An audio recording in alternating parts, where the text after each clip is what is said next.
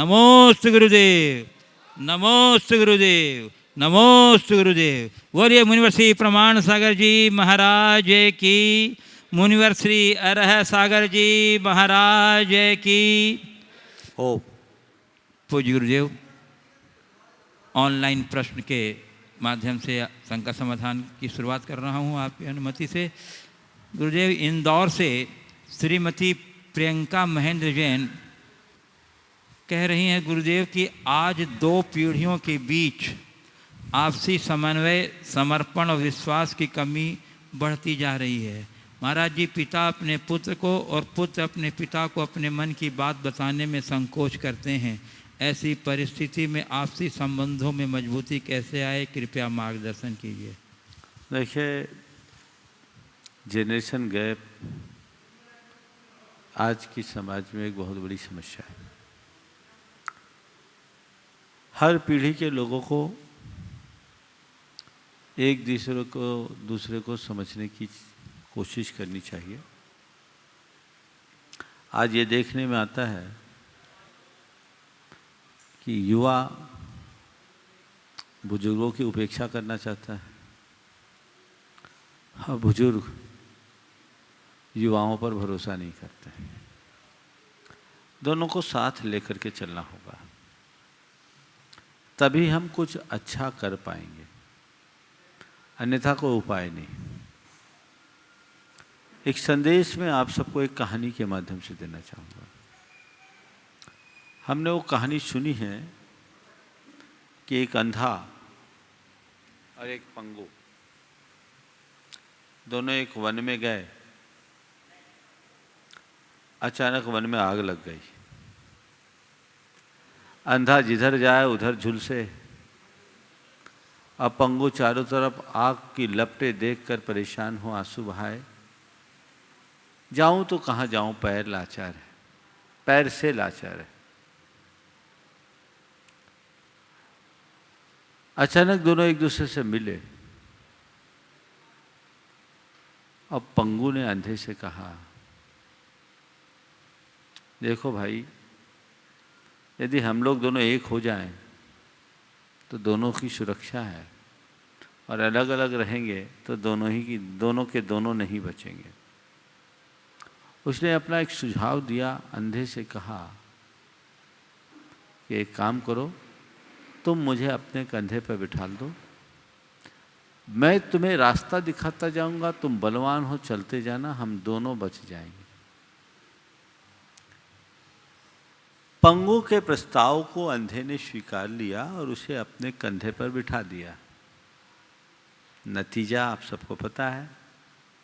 पंगु इशारा देता गया, अंधा चलता गया, दोनों सकुशल बाहर आ गए। ये कहानी बहुत पुरानी है, आप सब ने इसे अनेक बार सुना होगा। बस मैं इतना ही कहना चाहूँगा, आज की जनरेशन के पास अपार बल है, पर अनुभव की आँख नहीं, वो अंधा है। और पुरानी पीढ़ी के पास अनुभव की आंखें तो है, पर आज की ताकत नहीं, वो पंगु है। अंधों को चाहिए कि बुजुर्गों को अपने कंधे पर बिठाए, और बुजुर्गों को चाहिए कि अंधों की ताकत पर भरोसा करके साथ चले जाए। यदि नई पीढ़ी पुरानी पीढ़ी को अपने कंधे पर बिठा करके चलती है तो दोनों पीढ़ियाँ सलामती के साथ आगे बढ़ सकती है। मैं यही संदेश आज के संदर्भ में देना चाहता हूँ। पूज्य गुरुदेव, किशनगंज बिहार से रिद्धि जैन कह रही हैं, गुरुदेव, आज कोई बेवजह दुखी रहता है तो हम यह कहकर टाल देते हैं इसकी तो आदत ही है दुखी रहने की, लेकिन कोई थोड़ा सा बेवजह मुस्कुरा रहा हो या फिर बहुत खुश रहता हो तो हम उससे कारण पूछते रहते हैं, क्या बात है, इतना खुश क्यों हो रहे हो। गुरुदेव, कोई बेवजह खुश नहीं रह सकता क्या? किसी की खुश रहने की आदत नहीं हो सकती? लोग कारण के पीछे क्यों भागते हैं? पहले कहते थे दुख में सुमिरन सब करे, सुख में करे न कोई, लेकिन अब शायद ये हो गया कि दुख का कारण पूछे न कोई और सुख का राग पूछे हर कोई। बात सही है। प्रायः लोग जब खुश दिखते हैं तो क्या बात है, आज तुम बड़े खुश दिख रहे हो। ऐसा ऐसे लोगों से पूछा जाता है जो अक्सर खिन्न होते हैं। जो कभी कभी खुश होते हैं ना, उनसे लोगों को पूछना पड़ता है कि भाई तुम आज इतने खुश क्यों दिख रहे हो। मैं तो आपसे ये कहता हूँ, हर पल खुश रहने की कला विकसित कर लो। जब भी लोग तुम्हारी तरफ देखे तो लगे ये बड़ा खुश मिजाज आदमी है। और वो कारण अगर तुमसे पूछे भी तो इस वजह से ना पूछे कि आज तुम खुश क्यों हो, अभी तो एक प्रेरणा पाने के लिए पूछे कि ये जितना खुश मिजाज है आखिर इसके जीवन का राज क्या है, मुझे बता दे तो मैं भी ऐसा खुश रह सकूं। इस दृष्टि से भी तो पूछा जा सकता है। कई बार लोग मुझसे पूछते, महाराज आज आप हर पल प्रसन्न दिखते हैं, आपकी प्रसन्नता का राज क्या है। ठीक है, पूछ ले, कोई आपत्ति नहीं, मैं तो राज बताने को तैयार हूं। और तुमसे भी कहता हूं तुम उसको अपना लो तो तुम्हारे अंदर भी प्रसन्नता की लहर उत्पन्न हो जाएगी। तो खुशियां बांटने की चीज है और हर पल खुश रहने की कोशिश करनी चाहिए। यदि कोई हमारी खुशी के राज को पूछता है तो खुशी से बता देना चाहिए, खिन्न होने की क्या जरूरत है। अगर मेरे मन की बात बताने से सामने वालों को खुशी मिलती है तो उसमें हमारी हानि क्या है, हमारी वृद्धि ही है ना। हम जिसके उपासक है वो सब उसके उपासक हो जाए। एक खुश मिजाज मनुष्य के अंदर सबसे बड़ी बात यही होती है। तो हम खुशियाँ अपनाएं, खुशियाँ बांटें। और यदि कोई पूछ भी ले तो बिल्कुल विकल्प ना करे, खुशी से अपना सारा राज बता दें ताकि सारे संसार में खुशियों का साम्राज्य स्थापित हो सके।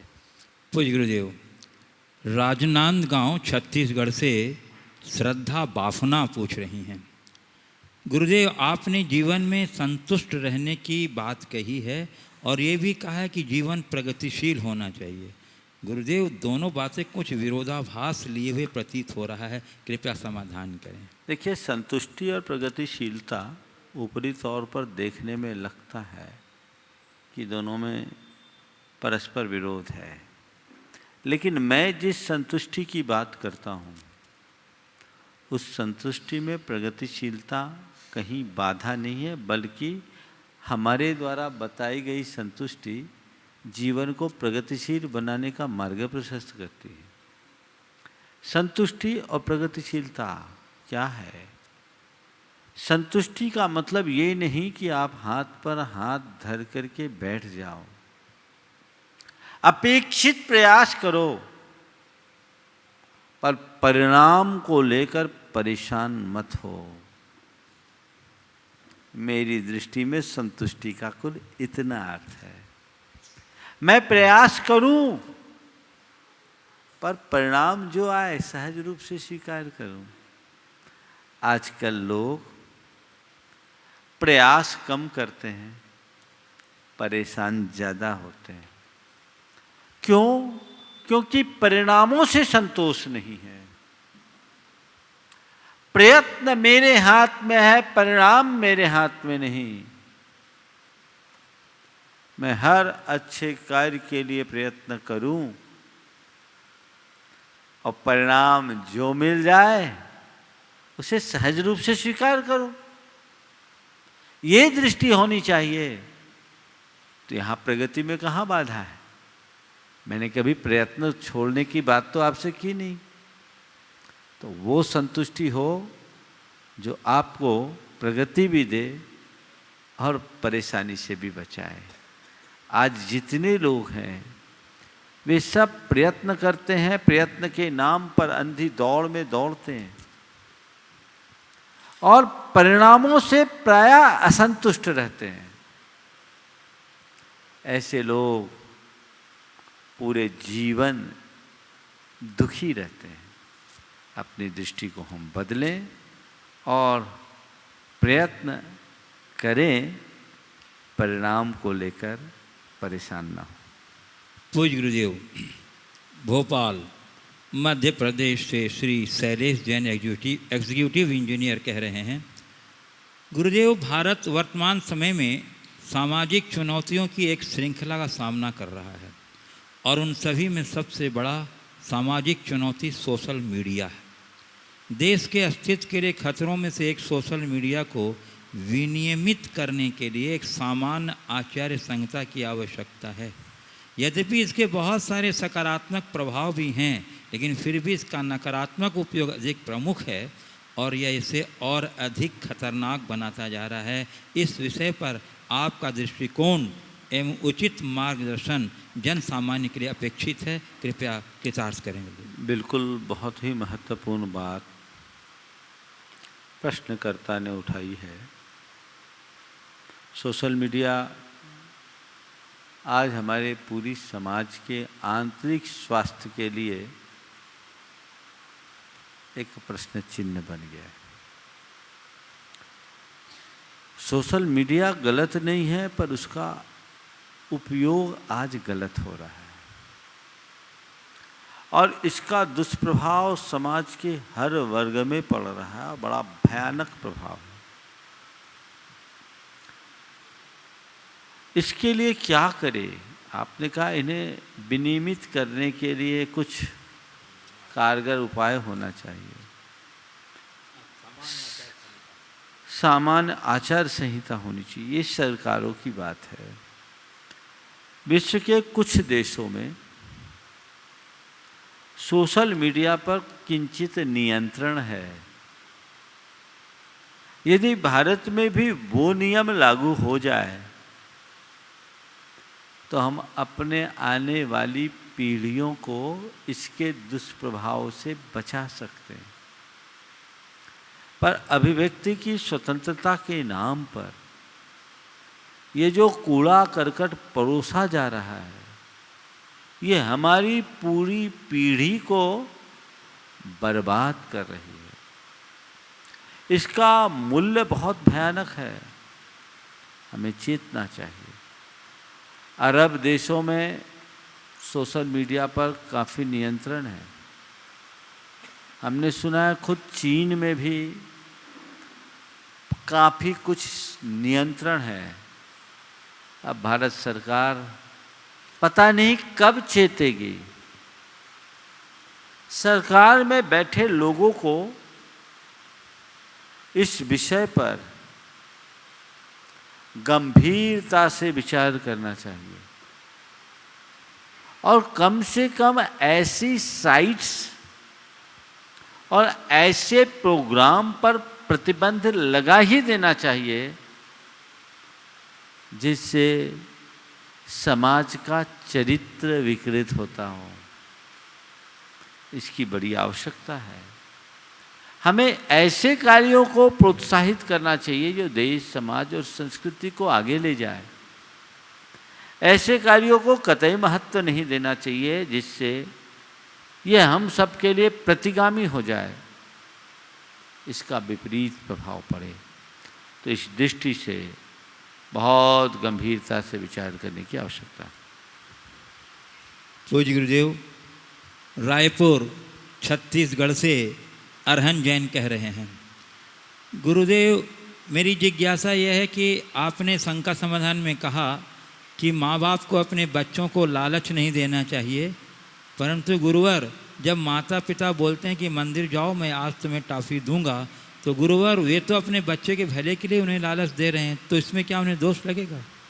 हाँ, बोलो, हम कहीं और थे। हाँ जी, उनका प्रश्न है गुरुदेव कि आपने एक बार शंका समाधान में कहा कि माँ बाप को अपने बच्चे को लालच नहीं देना चाहिए। हाँ। परंतु गुरुवर, जब माता पिता ये बोलते हैं कि मंदिर जाओ, मैं आज तुम्हें टॉफ़ी दूंगा, तो गुरुवर तो वे अपने बच्चों के भले के लिए उन्हें लालच दे रहे हैं, क्या इसमें भी उन्हें दोष लगेगा?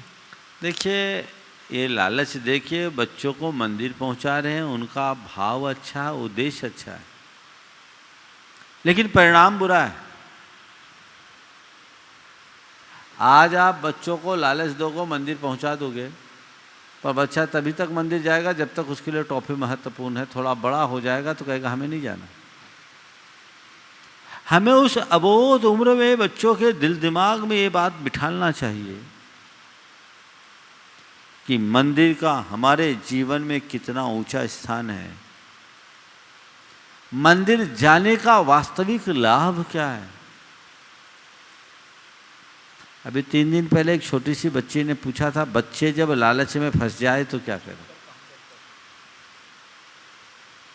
हमें बच्चों को इन सब चीज़ों से बाहर निकालने की बात सिखानी चाहिए। अगर हम सही सीख और सही शिक्षा बच्चों को समय पर देते हैं तो फिर बच्चे कभी नहीं भटकेंगे। मैंने कई बार पहले भी ये बात कही है। मुझे याद है जब हम लोग विद्यालय जाया करते थे तो पहली दूसरी क्लास में जाने वाले बच्चे अधिकतर जाने के लिए रोते थे। मंदिर स्कूल जाने का मन नहीं होता था। कोई न कोई पहुंचा के आता था, रोते रोते आंसू बहाते जाते थे।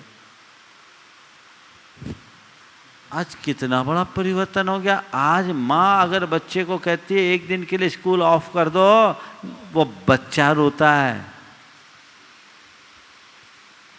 बहुत बड़ा परिवर्तन है ये। पहला स्कूल जाने के लिए रोते थे, अब स्कूल न जाने पर रोते हैं। ये किसका परिणाम है? जागरूकता का परिणाम है। यदि बच्चों के लिए हम प्रारंभ से ऐसी पट्टी पढ़ा दें तो फिर उन्हें ज़्यादा कुछ कहने की ज़रूरत नहीं पड़ेगी। फिर लालच दे के मंदिर भेजने की नौबत नहीं आएगी। हाँ, फिर तो उनका लालच ही हमेशा के लिए समाप्त हो जाएगा।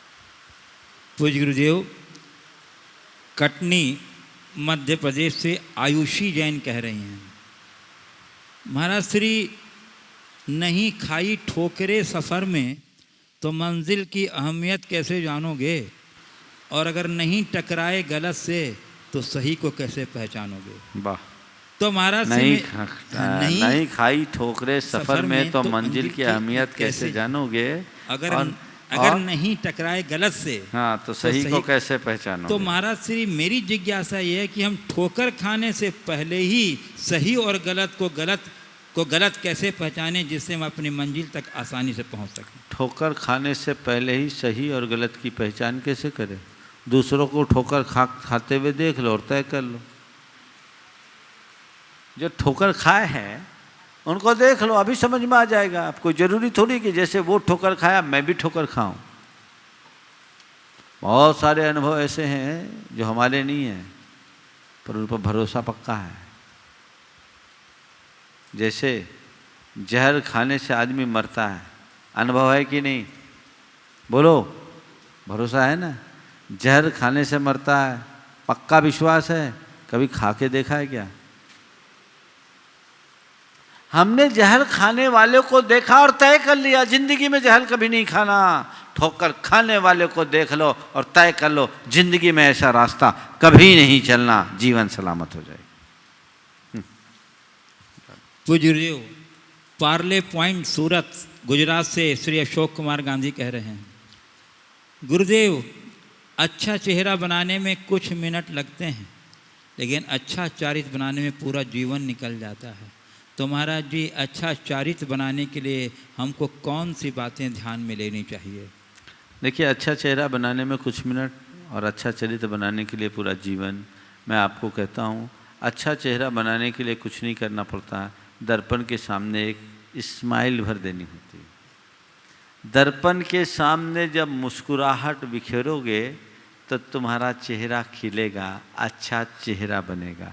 तो जो दर्पण के सामने मुस्कुराते हैं उनका चेहरा अच्छा होता है, और जो अंतर दर्पण में मुस्कुराते हैं उनका चरित्र अच्छा होता है। अंतर में मुस्कुराओ, अंदर से मुस्कुराओ, चरित्र अपने आप अच्छा होगा। मन दर्पण को झांको, उसे देखो तो देखो तुम्हारा चरित्र कैसा निखरता है।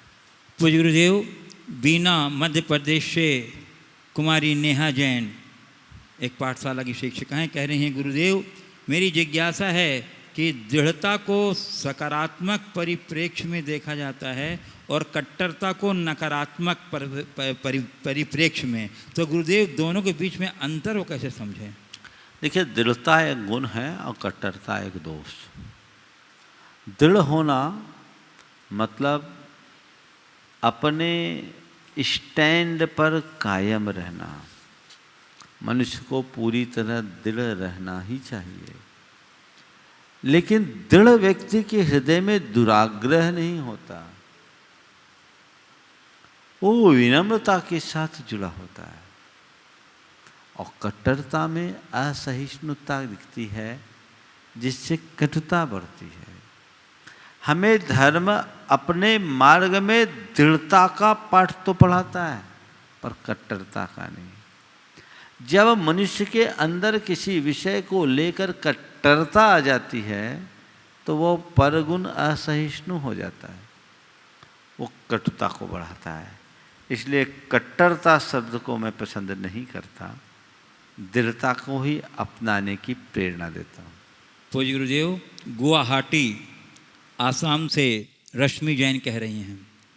यहाँ वालों को बुला लें। अच्छा महाराज श्री, मेरा कथन ये है कि बुजुर्ग माँ बाप की सेवा करनी चाहिए, तो अगर माँ बाप के दृष्टि में उनका पुत्र के प्रति अलग और पुत्र वधू के प्रति अलग व्यवहार हो, तो वो पुत्र वधू के लिए कैसे संभव है कि वह उन्हें सास नहीं माँ की दृष्टि से देखे। बेटा तो अपनी माँ के पास ही रहता है, पर लड़की को तो अपने जन्मदाता को त्याग कर पति के घर आना पड़ता है। फिर सारी विडंबनाएं लड़की के लिए ही क्यों? रोज की कहानी है, और रोज ही किसी न किसी रूप में बातें आती हैं। देखिए, हमें एक बात समझना चाहिए। पहली बात तो मैं बुजुर्गों के लिए कहूँगा कि आपको अपने घर आई हुई बहू को आत्मसात करना चाहिए, और उसे घर में वो स्थान देना चाहिए जिसकी वो हकदार है। अगर हर बात में नुक्ताचीनी, मीन में छींटाकशी होगी, तो कभी प्रेम नहीं बढ़ेगा। बिल्कुल सही कहा है कि बहू ने अपना घर परिवार सब छोड़ा है, तो जो उसने छोड़ा है वो उसे यहाँ मिलना चाहिए, वो तुम्हारे व्यवहार में दिखना चाहिए। लेकिन मैं आज की 9 बहुओं से कहूँगा, कुछ कार्य हमें अपना दायित्व मानकर निभाना चाहिए। कई लोगों की ऐसी स्वभावगत दुर्बलताएं होती हैं जिससे वो उभर नहीं पाते, तो हमें चाहिए हम उनकी दुर्बलताओं को नज़रअंदाज करते हुए चलें, उसे नज़रअंदाज करें, उसे अनदेखा करें, और जो सहज रूप में उसे अपनाने की कोशिश करें। आपको ये लगता है कि मैं सब कुछ छोड़ करके आई हूँ, पर अब आपको अपनी कुशलता से और अपने व्यवहार से यहाँ सब कुछ पाना है। उसके लिए अपने स्वभाव में नम्रता लानी होगी, आदर, विनय और बहुमान का पाठ पढ़ना होगा। आजकल की नववधुएं प्राय इन सब चीज़ों से दूर रहती है। पुराने ज़माने में ये सीख दिया जाता था कि बेटे जो भी हो विनम्र रहना, बहुमान करना और सहन करना। अब कहा जाता है ज़्यादा कंप्रोमाइज मत करना, कुछ है नहीं है तो हम हैं। कैसे चलेगा? हमें इन सब बातों पर परस्पर पूरक बन करके चलना चाहिए। जब तक ये दृष्टि अंतर में विकसित नहीं होती, तब तक हम कारगर उपलब्धि अर्जित नहीं कर सकते। एक महिला ने कहा कि मेरे सास ससुर ने हमको क्या दिया? मैंने कहा कुछ नहीं दिया, तो तुम्हें तुम्हारा पति तो दिया। कुछ नहीं दिया तो तुम्हें तुम्हारा पति तो दिया। जानते उनने क्या जवाब दिया? अगर ये नहीं देते तो क्या मैं कुंवारी रह जाती? ऐसे को कौन समझाए? मानसिकता बदलने की आवश्यकता है। इस विडंबना से बचने की जरूरत है। पूज्य गुरुदेव, आज यहाँ श्री गुरु सिंह सभा कटनी के सचिव श्री महेंद्रजीत सिंह लांबा आपके दर्शनार्थ यहाँ पधारे हुए हैं और वे अपनी एक जिज्ञासा भी आपके समक्ष प्रस्तुत करना चाहते हैं। मैं उन्हें सादर आमंत्रित कर रहा हूँ कि वे कृपया पधारें, आ जाइए। और तब तक गुरुदेव, एक प्रश्न मैं आपके सामने उपस्थित कर रहा हूँ मुंबई महाराष्ट्र से श्री विजय जैन का। वो कह रहे हैं, गुरुदेव आजकल पॉजिटिव सोच का बहुत बोलबाला है। क्षमा करें, क्या एक तरफा सोच होकर सम और सत्य भाव के विरुद्ध होने से मिथ्या तो नहीं? सम और सत्य भाव तो दोनों और जो जैसा है उसे वैसा ही निष्पक्ष लेना बताता है, अन्यथा मोटा और मोटा, दोषी और दोषी होता जाएगा और संतुलन नहीं बन पाएगा। तो गुरुदेव इसमें अपना मार्गदर्शन दें। मुझे लगता है कि प्रश्नकार सकारात्मक सोच को सकारात्मक तरीके से समझने में चूक गए। सकारात्मक होने का मतलब ये नहीं है कि आम और अनार दोनों को समान दृष्टि से देखो। आम को आम की दृष्टि से देखो और अनार को अनार की दृष्टि से देखो, इमली को इमली की दृष्टि से देखो, लेकिन दृष्टि ऐसी रखो कि आम और अनार में लड़ाई ना हो, सामंजस्य बने। सकारात्मकता का अगर आपने सही अर्थ समझा होता तो संभवतः ये सवाल ही नहीं उठा होता। गलत को सही मत मानो और सही को गलत मत बोलो, लेकिन गलत को गलत समझते हुए भी उसकी प्रतिक्रिया तो सही करो। सकारात्मक होने का मतलब ये है, अगर हम सही होंगे, सकारात्मक होंगे, तो गलत को देख करके भी या तो उसकी प्रतिक्रिया करेंगे नहीं, और प्रतिक्रिया करेंगे भी तो बड़े सकारात्मक तरीके से करेंगे, बड़े सकारात्मक तरीके से करेंगे। लेकिन यदि हमारी दृष्टि नकारात्मक होगी तो हम सीधे सीधे नकारात्मक प्रतिक्रिया कर देंगे। जैसे कोई एक आंख वाला व्यक्ति है, अगर सामने वाला सकारात्मक होगा तो वो ये प्रतिक्रिया करेगा, आपको एक आंख से कितनी अच्छी दिख जाती है, दिखाई पड़ती है। यह सकारात्मक प्रतिक्रिया है। आप गजब हो, एक ही आंख से सब देख लेते हो, जैसा हम दो आंख वाले नहीं देख पाते। ये एक सकारात्मक प्रतिक्रिया है। हर जन नकारात्मक प्रतिक्रिया वाला होगा। क्यों जी, आपकी एक आंख कब फूट गई? मैं आपसे पूछना चाहता हूं, ये कौन सी प्रतिक्रिया अच्छी है? सकारात्मक होने का मतलब ये नहीं कि एक आंख वालों को दोनों आंख वाला मान लो। सकारात्मक होने का मतलब है कि एक आंख वाले को एक आंख वाला मानो, लेकिन उससे इस तरह का व्यवहार करो कि उसे आंख दिखाने की नौबत ना आए, उसको चोट न पहुंचे। ऐसी समझ, ऐसी दृष्टि होनी चाहिए। तो सकारात्मकता को थोड़ा सकारात्मकता से समझने की कोशिश करें तो शायद आपको समाधान मिले। श्री लांबा, गुरु सिंह सभा कटनी सचिव, और उसके बाद तैयार रहेंगी श्रीमती चंद प्रभा जैन कटनी। गुरुवर, मेरा सौभाग्य है कि आपके दर्शनों का यहाँ पर मुझे लाभ प्राप्त हुआ, बहुत ही सरल और अच्छे शब्दों में, और आपका आकर्षक तेजस्वी व्यक्तित्व ने मुझे प्रभावित किया है। मेरा एक प्रश्न है, जिज्ञासा है वो अधिक, कि प्रायः देखा जा सकता है गुरुवर कि वर्तमान युवा पीढ़ी बहुत महत्वाकांक्षी हो गई है। हर चीज़ पाने की उनमें अदृश्य जल्दबाजी रहती है। कई बार प्रकट भी नहीं करते, लेकिन वो जल्दबाजी में कि मुझे ये मिल जाए। इसके लिए कई बार परस्पर मर्यादित रिश्तों का भी उल्लंघन कर दिया जाता है।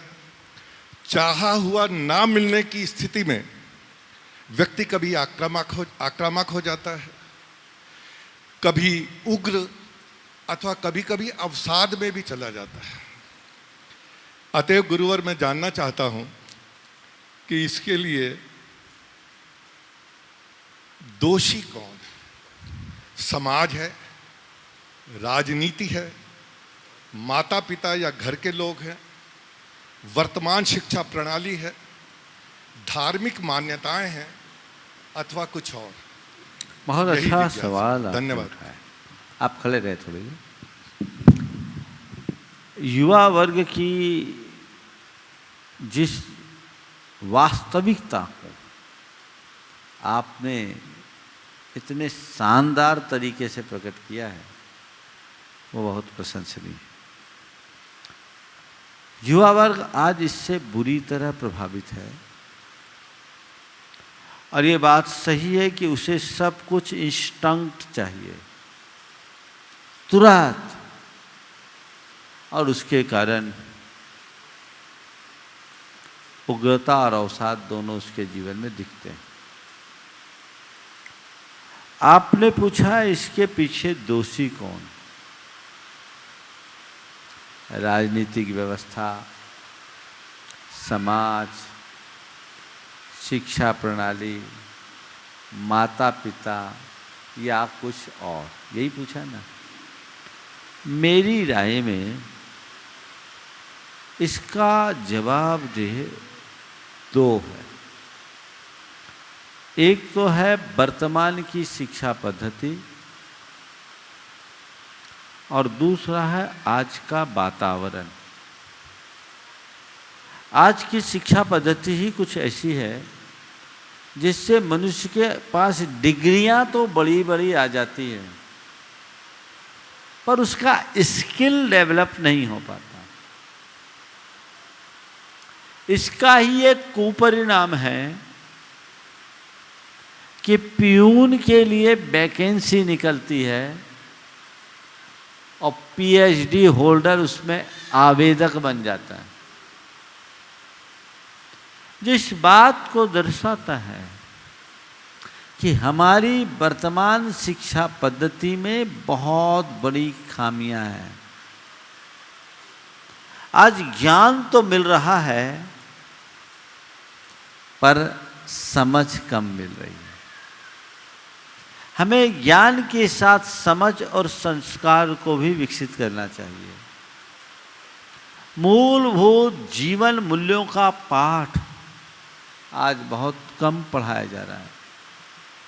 प्रेम, परस्परता, बंधुत्व, आत्मीयता, अहिंसा, करुणा, सहिष्णुता और सहनशीलता जैसे उदात्त मूल्य आज छिटक कर दूर होते जा रहे हैं, जिसकी जीवन में महती आवश्यकता है।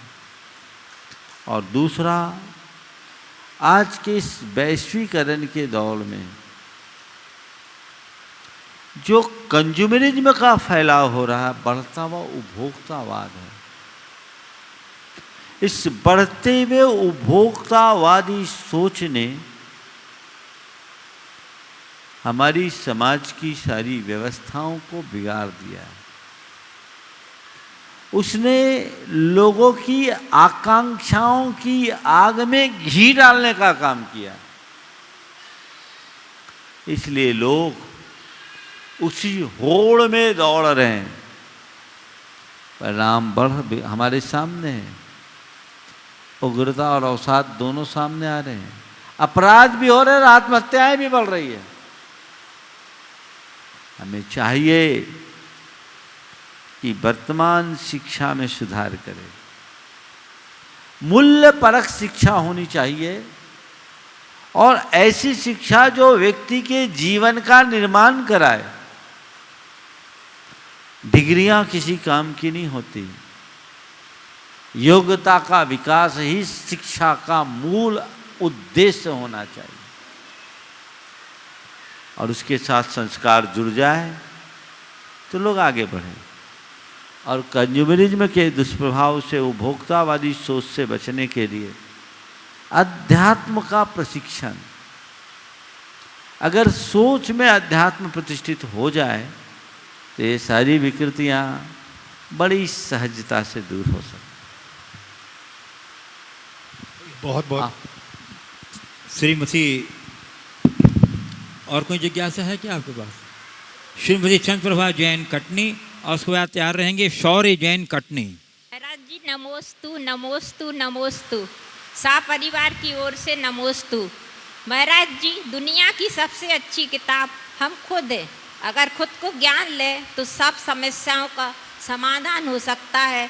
कृपया इसका मार्गदर्शन दें। दुनिया की सबसे अच्छी किताब हम खुद हैं। हाँ, बिल्कुल सही है। जो इसे समझ ले उसे कहीं जाने की ज़रूरत ही नहीं है। 2 लाइनें आपके लिए कहता हूँ। जमाने में उसने बड़ी बात कर ली, जमाने में उसने बड़ी बात कर ली, खुद से जिसने अपनी मुलाकात कर ली। बस हम खुद से मुलाकात कर ले, फिर किसी से मुलाकात की ज़रूरत नहीं पड़ेगी। बहुत सुंदर। शौर्य जैन। सुभाष जी भी। सुभाष जी, आपके पास कोई प्रश्न है? पूछ लीजिए, मौके का फ़ायदा उठाइए। पूज्य गुरुदेव, मेरी जिज्ञासा यह है कि अतिथि और मेहमान में क्या अंतर है? अतिथि और मेहमान में क्या अंतर है? अच्छा, आतिथ्यबाजी के पुण्य में कोई अंतर है? यदि है तो क्या? आतिथ्यबाजी के स्वरूप में कौन?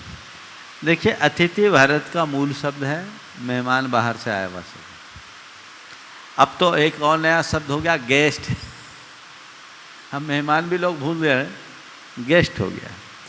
अतिथि भारत की एक मूल अवधारणा से जुड़ा शब्द है। जिसकी कोई तिथि ना हो वो अतिथि, जिसकी न आने की तिथि हो न जाने की तिथि हो, अतिथि है। और ऐसे अतिथियों के सत्कार की हमारे देश में बड़ी महत्ता रही है। जैन परंपरा में तो ऐसे अतिथियों के लिए एक व्रत बताया गया, अतिथि संविभाग। मतलब अपने लिए बनाए हुए भोजन में से भी आगंतुक अतिथि को भोजन करा के भोजन करो। कोई कभी भी आ सकता बिना कोई सूचना के, वो अतिथि है। आज जितने मेहमान और गेस्ट आपके आते हैं ना, उनके आने और जाने की पूर्व सूचना आपको रहती है। तो वो आए और गए, आपने उनकी खातिरदारी जैसे की सो की। लेकिन जो अतिथि का स्वरूप है वो अद्भुत है। गुरुदेव का 1975 में फिरोजाबाद चातुर्मास हुआ। उस समय गुरुदेव प्रतिदिन प्रवचन किया करते थे, जैसे हम लोग नियमित प्रवचन करते हैं। और एक दिन पूरा विषय निर्धारित हो जाता था। सन 2002 में उसी स्थल पर हम लोगों को चातुर्मास करने का सौभाग्य मिला। लोग गुरुदेव के चातुर्मास की खूब चर्चाएं किया करते थे, पर एक चर्चा लोग कभी भूल नहीं पाए। चातुर्मास समाप्ति क्यों हुआ? प्राचार्य नरेंद्र प्रकाश जी नित्य संचालन किया करते थे। रोज की भांति उन्होंने कहा, गुरुदेव कल के प्रवचन का क्या होगा? एक पल के लिए गुरुदेव मौन रहे। महाराज कल के प्रवचन का विषय चाहिए। गुरुदेव ने कहा, कल के प्रवचन का विषय होगा अतिथि। कल के प्रवचन का विषय क्या? गुरुदेव ने कहा अतिथि। घोषणा हो गई कि कल गुरुदेव का अतिथि पर प्रवचन होगा। लोग निश्चिंत, सुबह सुबह प्रवचन हुआ करता था, अतिथि पर प्रवचन। अब जब लोग मंदिर पहुंचे तो पता लगा आचार्य महाराज तो संघ सहित बिहार कर गए। प्रवचन के टाइम पर जब तक पहुंचे तब तक तो राजा के ताल तक पहुंच गए। लोग दौड़े, बोले महाराज आपने तो आज प्रवचन घोषित किया था और आपने बिहार कर दिया, ये क्या हो गया? बोले क्या, मैंने क्या बोला था? बोला आपने कहा था अतिथि पर प्रवचन हो। बोले वही तो दे रहा हूं, वही तो दे रहा हूं, कौन सा प्रवचन? अरे अतिथि का मतलब क्या होता है? जिसके न आने की तिथि न जाने की तिथि, वो अतिथि। मैं आया था सो बता के नहीं आया, और जा रहा हूं सो बता के नहीं जा रहा हूं, हो गया अतिथि। मैंने लोगों से कहा देखो पूरे चतुर्मास गुरुदेव ने कितने प्रवचन दिए, तुमको एक भी याद नहीं। जो मुंह से बोला उसको भूल गए, और जो चर्या से बताया वो याद है। बड़ा गहरा असर होता है। अतिथि और मेहमान में बड़ा मौलिक अंतर है। तो मैं कहूँ अतिथि का स्वागत सत्कार और भक्ति होती है, पूजा होती है, और मेहमान की तो कोरी खातिरदारी होती है, जिसमें आजकल तो प्राय औपचारिकताएं दिखती हैं। दोनों बहुत अंतर। गुरुदेव, इनके प्रश्न का एक पार्ट और है कि यदि मेहमान बिना बताए अचानक आ गए तो क्या उनसे अतिथिवत व्यवहार होगा? मेहमान बिना बताए जाने लगे तो क्या उससे अतिथि का व्यवहार? बिना बताए आए, हाँ। अतिथि कहलाएगा। जो बिना बताया वो अतिथि है, भले वो अवांछित हो। कई बार अवांछित बिना बुलाए मेहमान आ जाते ना, वो भी अतिथि होता। हाँ, सौर्य जैन और उसके बाद तैयार रहेंगी कुमारी सुरभि जैन, बाहुबली कॉलोनी कटनी। गुरुदेव के चरणों में मेरा त्रिवार नमोस्तु नमोस्तु नमोस्तु। गुरुदेव, एक बार आपने अपने प्रवचनों में बोला था कि वनस्पतियों को काटने से हमें इसलिए पाप नहीं लगता क्योंकि वह फिर उगाती हैं, और फिर से बोलो, थोड़ा मास्क नीचे कर लो। हाँ, हमें वनस्पतियों को काटने से इसलिए पाप नहीं लगता क्योंकि वह फिर उगाती हैं। हाँ, हाँ। और हिंसा वाले खेलों को खेलने से इसलिए पाप लगता है क्योंकि उनमें बने जीवों की हिंसा होती है। तो गुरुदेव, जैसे वनस्पतियां फिर उगाती हैं, वैसे ही उन खेलों में जो जीव मरते हैं वह भी तो फिर जीवित हो जाते हैं। तो उसमें पाप क्यों लगता है और इसमें पाप क्यों बहुत नहीं सुंदर। लगता? देखो, एक फूल को तोड़ते समय तुम्हारे मन में कोई क्रूरता का भाव आता है क्या? नहीं। पर जब तुम कोई गेम खेलते हो और किसी को शूट करते हो, उस समय क्या आता है? बोलो, कैसा भाव आता है? उसे मारने का। मारने का भाव हिंसा है कि नहीं? है। तो मारने का भाव, अगर हिंसा का भाव करोगे तो पाप के भागी बनोगे कि नहीं? बनोगे ना। इसलिए वनस्पति को इन खेलों से मत जोड़ो, और जितने भी एप्लीकेशन लोड किए हो ना, सबको इंस्टॉल कर देना। अच्छे काम करो, क्रिएटिव काम करो, फिजिकल गेम खेलो, जिससे तुम फिजिकली और इमोशनली अच्छे हो सको। खेलना कबड्डी खेलो, दिमागी खेल खेलना, शतरंज खेलो, कैरम बोर्ड खेलो, समझ गए? जिससे अच्छा हो सके, दौड़ धूप हो सके, वैसा खेल खेलना चाहिए। कुमारी सुरभि जैन, बाहुबली कटनी। तैयार रहेंगी कुमारी चारू जैन, बाहुबली कटनी। नमोस्तु गुरुवर। मेरा प्रश्न ये है कि जब हम भजन गाते हैं जीवन के मेरा प्रश्न ये है कि जब हम भजन गाते हैं, जीवन के किसी भी पल में वैराग्य उमड़ सकता है, संसार में रहकर प्राणी संसार को तर सकता है। गुरुवर, हमारे जीवन में कई ऐसे पल आते हैं जब हमें वैराग्य के भाव आते हैं, लेकिन कुछ समय बाद हम फिर मोह माया में लिप्त हो जाते हैं। हम ऐसा क्या करें कि वो हमारे वैराग्य के भाव पक्के हो जाए, हम मोक्ष मार्ग की ओर बढ़ जाएं? थोड़े दिन वैरागियों के संसर्ग में रहो, पक्की हो जाओ। नमोस्तु गुरुवर। चलो, हाँ। कुमारी चारू जैन। गुरुवर के चरणों में त्रिबार नमोस्तु नमोस्तु नमोस्तु कहते। गुरुवर, मेरी शंका यह है कि हम टीनेजर्सों को अपनी चंचलता कैसे कंट्रोल करनी चाहिए? टीनेजर्स को अपनी चंचलता को कैसे नियंत्रित करना चाहिए? बहुत अच्छा सवाल है। इस उम्र में स्वाभाविक चंचलता आती है। उसके बचने के लिए सबसे पहले हमें अपने जीवन की एक बाउंड्री फिक्स करनी चाहिए, जिसको लक्ष्मण रेखा, और उसके लिए संकल्पित हो जाना चाहिए कि इसे हम किसी भी स्थिति में क्रॉस नहीं करेंगे। दूसरी बात, अगर कोई गलती हो जाए तो माँ बाप को ज़रूर बताना चाहिए, उनसे छिपाना नहीं चाहिए। और माँ बाप से मैं कहूँगा कि बच्चे यदि भरोसा करके अपनी कोई दुर्बलता आपके समक्ष बताते हैं तो आप उन्हें सीख दीजिए, सजा नहीं। अगर सही सीख मिलने लगे तो बहुत बड़ा बदलाव आ सकता है। तो माँ बाप सही सीख दे, वातावरण दे और कुछ अच्छा पढ़ना चाहिए। और बच्चे यदि भावना योग करने लगे तो उनमें स्वाभाविक स्थिरता है। नमोस्तु गुरुदेव। हो गया। पूज्य गुरुदेव, वासी महाराज से डॉक्टर नैना अजमेरा कह रहे हैं, इम्यूनिटी बढ़ाने के लिए सोशल मीडिया के मैसेज पढ़कर काफ़ी लोग जानकारी के अभाव में विटामिन डी ले रहे हैं। जन्म होते ही बच्चे को विटामिन डी और कैल्शियम दिया जाता है। ओल्ड एज में जॉइंट पेन के लिए भी विटामिन डी यूज होता है, जबकि 99% मेडिसिन्स में विटामिन डी का सोर्स कॉड फिश जो नॉन वेज होता है। सनलाइट विटामिन डी का बेस्ट और फ्री सोर्स है। क्या ऐसे में विटामिन डी खाना सही है? गुरुदेव कृपया अपना मार्गदर्शन। देखिए, जिसमें नॉन वेज है उसे खाना सही कैसे हो सकता है? और मैं तो कहता हूँ थोड़ी सी लाइफ स्टाइल को चेंज करो, जीवन शैली बदलो, 24 घंटे एसी में रहने की आदत से बचो, थोड़ा धूप में पसीना बहाओ, विटामिन डी की कमी होगी नहीं। लेकिन अधिकतर लोगों को आजकल विटामिन डी और विटामिन बी कॉम्प्लेक्स की, B12 की कमी देखने को मिलती है, ऐसा लोग कहते हैं। तो अपनी दिनचर्या में बदलाव लाना चाहिए और तभी आप बच सकेंगे।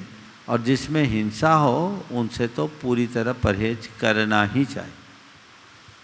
पूज्य गुरुदेव, सतना मध्य प्रदेश से रवि जैन कह रहे हैं, गुरुदेव बालक जब जन्म लेता है उस समय उसके पास किसी तरह का विकार राग द्वेष नहीं रहता, लेकिन जब धीरे धीरे बड़ा होता है तो उस राग द्वेष अपना पराया की पहचान उसको होती है। मेरी उत्सुकता यह जानने की है कि क्या बालक को इस सब का ज्ञान अपने माता पिता परिवार से मिलता है या गर्भ में माता पिता के भावनाओं से? समाधान कर। बिल्कुल सही बात है। बाल्यावस्था में हमारी जो छवि होती है बड़ी साफ सुथरी होती है और उम्र बढ़ते बढ़ते बढ़ते बढ़ते उसमें विकृतियाँ आने लगती हैं।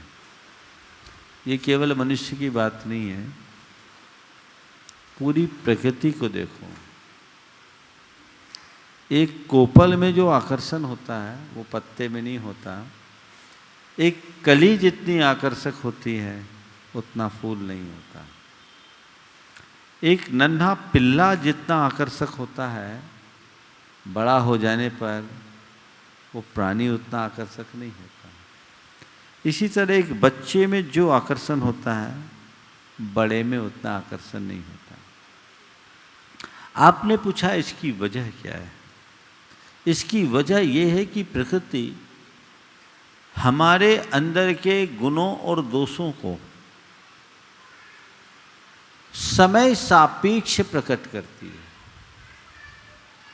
जैसे जैसे उम्र बढ़ने लगती है हमारे अंदर वैसे गुण दोष उभरने लगते हैं।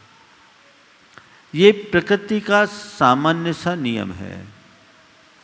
हाँ, इसमें वातावरण, परिवेश और माँ बाप बड़े निमित्त होते हैं। अगर उस बच्चे को गर्भ से ही अच्छे संस्कार मिले तो वो अच्छाइयों को बढ़ाएगा। अगर वो अच्छे परिवेश में रहे तो उसके अंदर अच्छाइयाँ खिलेगी। लेकिन यदि विपरीत परिवेश मिल जाए तो उत्तरोत्तर अच्छाइयाँ कम होगी, बुराइयाँ बढ़ेगी। हमारे यहाँ एक बहुत पुरानी उक्ति है, संसर्गजा दोष गुना भवन्ति। सारे दोष और गुण संसर्गजन्य होते हैं। तो हम संसर्ग का परिणाम मानते हैं। आप लोगों के शब्दों में कहें तो ये आज की ऊपरी हवा का प्रभाव है। जैसे जैसे दुनिया की हवा लगती है विकृतियाँ बढ़ने लगती हैं।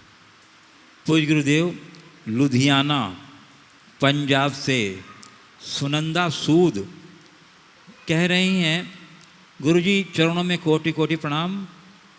गुरुजी, घर में रहकर समर्पण भाव कैसे बनाकर रखें? अहम आड़े आ जाता है। घर में रह कर के समर्पण भाव कैसे रखें? अहम आड़े आता है। देखिए, समर्पण को बढ़ाने के लिए एक सूत्र रखिए, मुझे कर्ता बुद्धि नहीं रखनी है, कर्तव्य के भाव से अपना काम करना है। घर परिवार की बात हो, दुनियादारी की बात हो, अगर कर्ता बुद्धि छूट गई, स्वाभाविक रूप से कर्तव्य भाव घट बढ़ेगा, अहम चूर होगा, समर्पण आगे बढ़ेगा। उसको जगाने के लिए हमें जीवन और जगत के यथार्थ को जानना जरूरी है। जब तक हम उसे ठीक रीति से नहीं समझते, तब तक वो हमारे जीवन में सही रूप में घटित नहीं हो सकता। पूज्य गुरुदेव, कृष्णाई आसाम से खुशी जैन कह रही हैं, गुरुदेव त्याग और नियम में क्या अंतर है? कल पूछा गया था त्याग और दान में क्या अंतर है, आज त्याग और नियम में। देखिए, त्याग त्याग होता है और नियम में भी त्याग होता है। नियम किसी चीज़ का अल्पकालिक समय के लिए त्याग किया जाए तो नियम कहलाता है, और किसी वस्तु का जीवन पर्यंत के लिए त्याग किया जाए तो यम कहलाता है।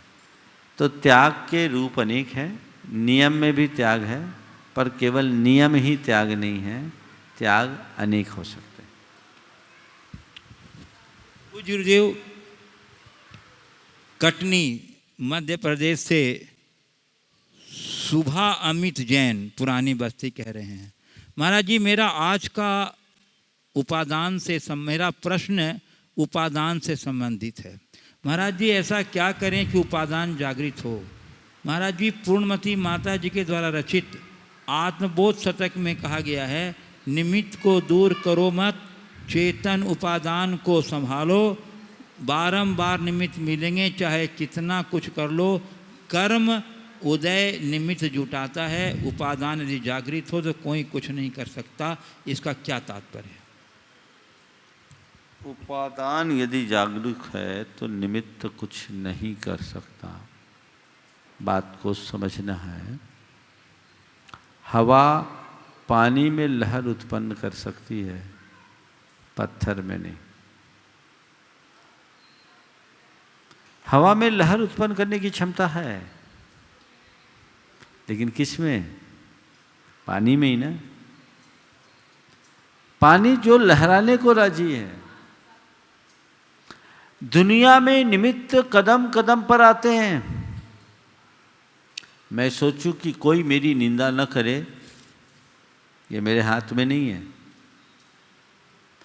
कोई भी कभी भी कहीं भी किसी भी रूप में मेरी निंदा कर सकता है, पर मैं सामने वाले की निंदा से प्रभावित न हो पाऊं, ये मेरे हाथ में है। यदि मेरी साधना पक्की होगी तो दुनिया में कोई कितनी भी निंदा क्यों ना करे, मैं उसकी परवाह नहीं करूंगा। और साधना यदि कच्ची होगी तो निंदा तो बहुत दूर की बात, प्रशंसा में थोड़ी कमी रह जाएगी तो प्रभावित हो जाऊंगा कि उसने मेरी ठीक प्रशंसा नहीं की, सही बात नहीं की। तो ये सब बातें आती है साधना की प्रखरता से। हम उत्तरोत्तर अपनी साधना को प्रखर से प्रखरतर बनाने की कोशिश करें। आत्मदृष्टि, अध्यात्म दृष्टि जिसके अंतर मन में विकसित हो जाती है, उसके लिए यह सब बातें सहज गम्य हो जाती है। और जो उससे शून्य होते हैं, वो छोटी छोटी बातों से प्रभावित हो जाते हैं, छोटी छोटी बातों को लेकर के टीका टिप्पणी करते हैं और हमेशा आरोप की भाषा का प्रयोग करते हैं। ऐसा क्यों उसने ऐसा कर दिया, उसकी वजह से ऐसा हो गया, इस वजह से हो गया, ऐसा था, ऐसे सरकमस्टांसेस हो गया, इसलिए हो गया। अरे हो गया सो हो गया। मैं अंदर से मजबूत रहूंगा तो दुनिया की कोई भी ताकत मुझे प्रभावित नहीं कर सकेगी। इस प्रकार आज के इस सत्र को परम पूज्य गुरुदेव के चरणों में नमन अर्पित करते हुए यहीं पर विराम। बोलिए परम पूज्य आचार्य गुरुवर श्री विद्यासागर जी महाराज की।